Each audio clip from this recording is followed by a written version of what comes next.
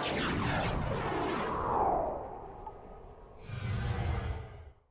going to talk to you about a rig I've been using this spring, and it's been really successful. It's nothing new, and it's certainly nothing revolutionary. It's the Slip D rig.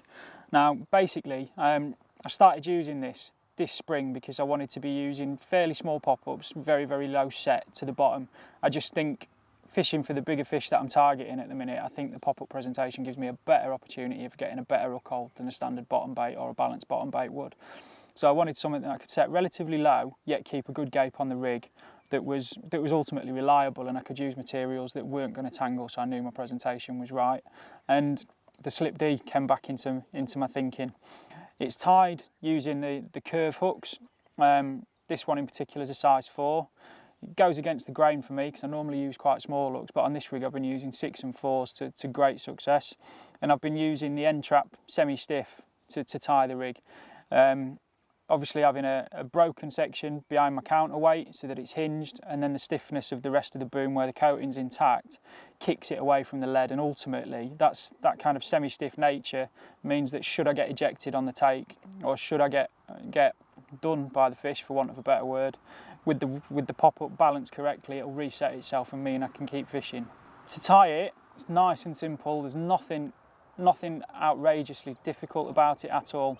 Start with about 18 inches of end trap semi-stiff, and then what we do is we peel about 5-6 inches of coating off one end. We create a loop around the shank of the hook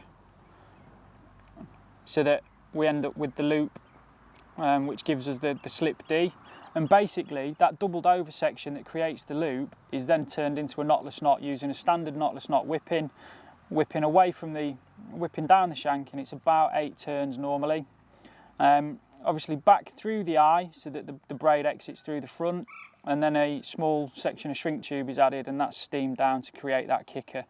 On the loop I add a micro ring swivel, and the reason I do that is because I use the bait floss method of threading it through the ring and then pulling my bait onto the swivel for attaching my hook bait.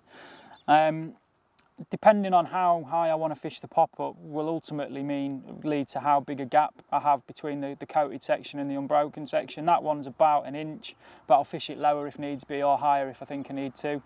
And then a large sinker's added to the hook link, and then putty can be added around that to counterbalance my pop-up properly. And then the rest of the link will be anywhere between sort of 6-7 inches and 10-11 inches, depending on the nature of the bed I'm fishing over. Simple overhand loop, figure of 8 loop at the end, and shrink tubing again steamed down just for a nice, neat, tidy presentation. I will then steam the coated section of the hook link just to make sure it's nice and straight and acting properly, and that the memory is set so that it does rebalance should I get ejected whilst it's out there fishing. You join me at my deep pit in Cambridgeshire, Bundy's, and this stunning £31 mirror has just obliged and swam off with my milky toffee upgrade whilst Rich is here. As you can see, it's in fantastic condition. Put some of the tips that we've been talking about into practice, and I'm sure you'll be rewarded with similar sort of prizes.